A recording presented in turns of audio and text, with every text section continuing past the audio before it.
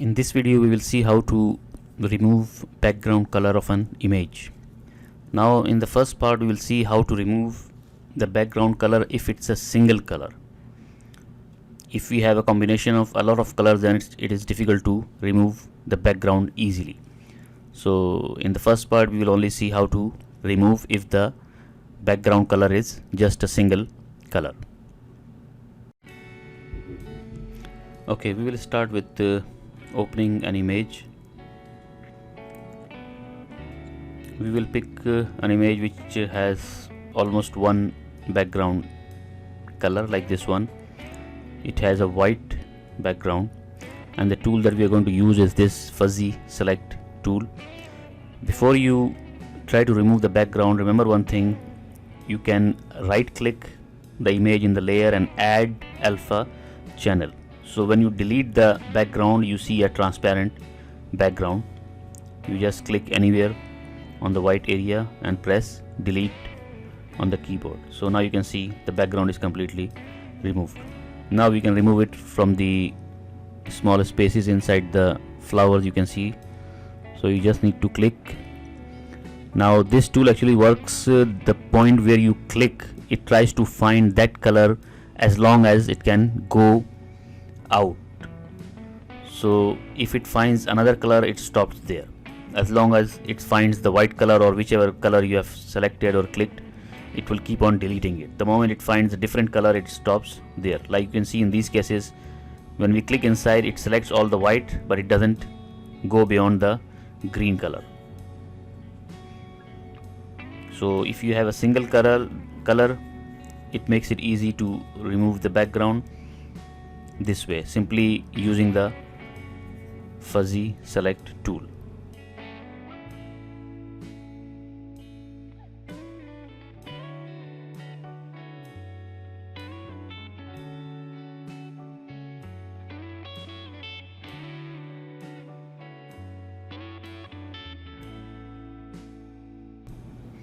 Okay, here you can see that our vase has a reflection at the bottom which we don't want. So we can select the free select tool to remove this reflection that we have. You simply need to start from somewhere and keep going on like that, and we select the outside of it, and you need to come and click the starting point also. Now you can press the delete key, it will remove the reflection of this vase. Okay, now we are going to do one thing. We just wanted to add this image, transparent image, to our brushes so that we can use it whenever you want to use it. You simply select the image, copy, and then once again you go to edit, paste as a new brush. So now you can name this brush also, this image in fact, like we say v2 was 2 and say okay. So now you can see we have the image in our brushes. Okay, in this part we will see how to use the free select tool. So we select one image like this one, you can drag and drop it here. Okay, now you can see that it doesn't have a single background, it has a lot of different things in the background, so it makes it difficult to use the fuzzy select tool here. So we will choose the free select tool. Again, you can start from any point.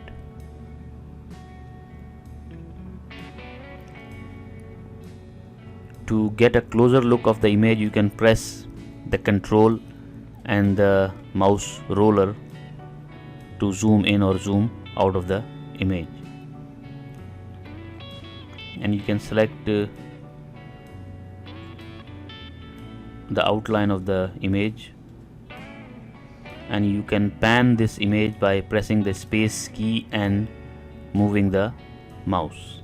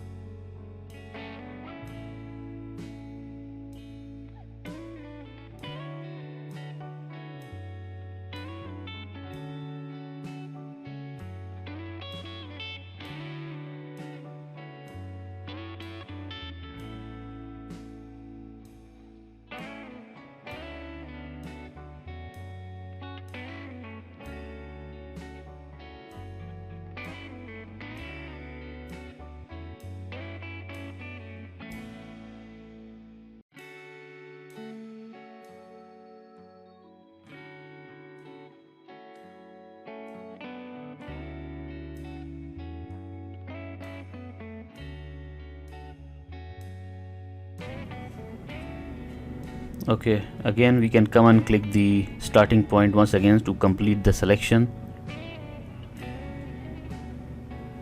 Now our image is selected, so we can copy this image simply by pressing Ctrl C.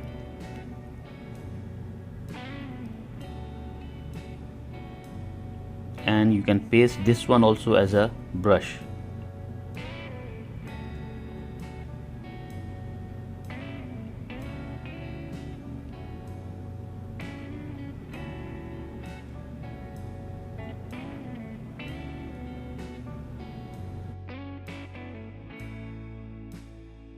So you can see we have our table in the brushes.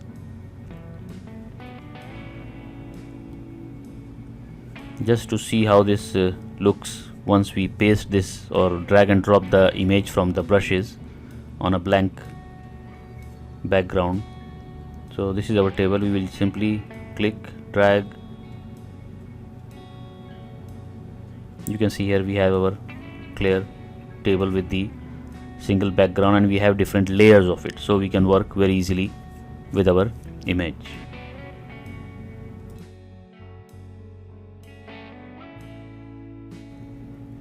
Okay, now we are going to use different images and layers to create one more image which should look better than the previous images. We are going to combine all different images to create one comprehensive image.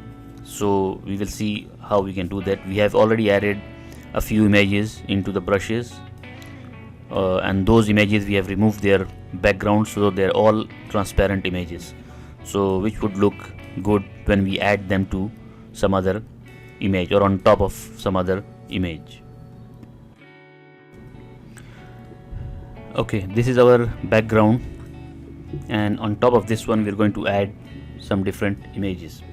So our main purpose here is to add a table on which we are going to put some different objects, and we need to have a floor also here. This is the floor that we are going to add to this image, and we have added that floor to the brushes also, so we just need to drag and drop. This is our first layer here, the main layer, the background you can say, and this is the floor that we are going to put here. Now the first thing, now you can see the size of the floor looks very small, so we are going to use the scale tool here. This is the scale tool, and now you can drag this image so that it's according to your requirement, your size. If you want to move it, you need to click the small square in the middle. Whatever area goes out of your image, that one you can ignore it, it doesn't make any difference. Then you need to click scale. So now we have our floor. So once you do this, you will see it creates one more layer, which is a layer without a name. So you just need to name that one, and that is the final layer, so we can delete the other one. So we have two layers now, the background image and the floor on top of it. And remember one thing, the layer which is on top in the layer area, that one is visible or is on top of the other images, so you need to take care of that. Now we drag and drop the table. Again we will scale this one.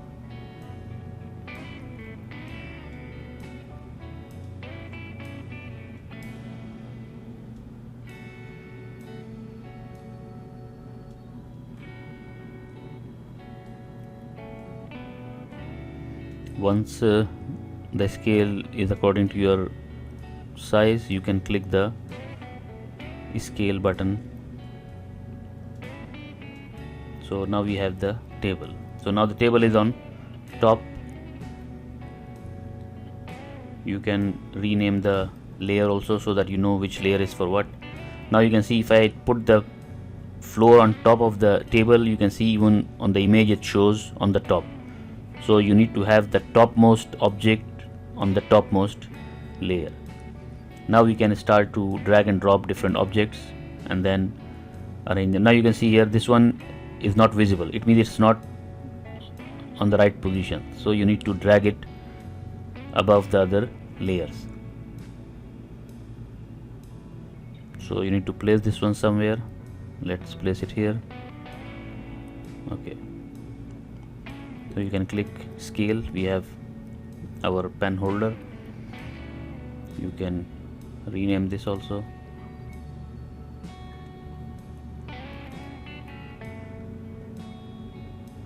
Okay, we will drag the erasers. Once again we need to push them up so that they are visible. We scale them and you can move them wherever you want to move it. Now you can see that these they don't look very perfect on the table. So there is another tool which is the 3D transform tool. We are going to use that one to just try to make them look a little better on the table. So first you scale it.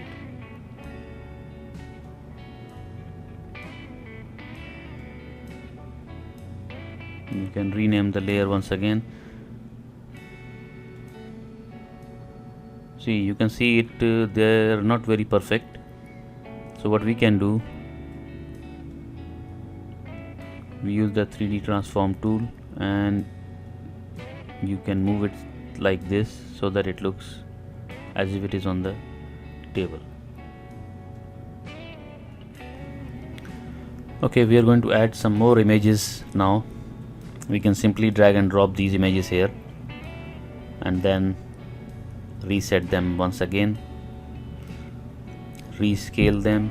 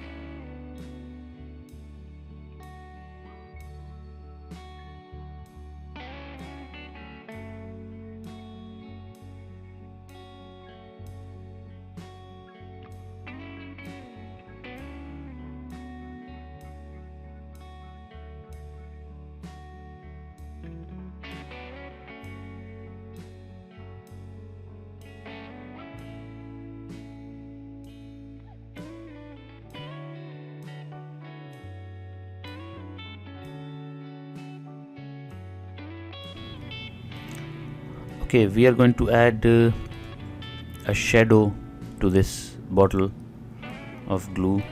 We will place it here, and you can go to filters on the menu, and here you can see it says light and shadow. From here we select the drop shadow. So here you have different values which you can play with to see how this is the X and Y, so this is the movement of the shadow so that it's visible. This is the blur. You can have a little blur also. So now it looks like it has a small shadow.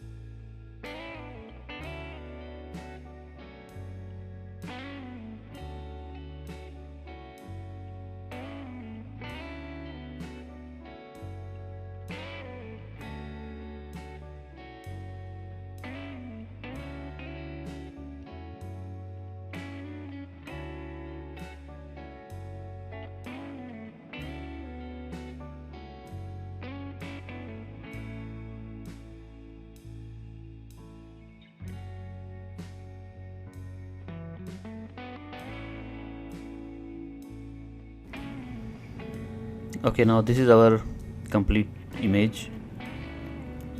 Now you can see here on the layers area, you can hide and display these images by clicking this small eye, and you can work individually on each layer or on each object or on each image separately without spoiling the other images, so which makes it neat and clean editing. In fact, you can see you can play with all these images separately.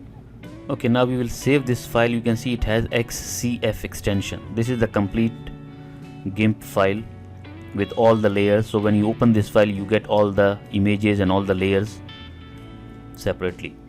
Now if you want to export this as some other extension like PNG or JPG, you can simply click the export, and once again you click the export and export, so you will get a PNG file.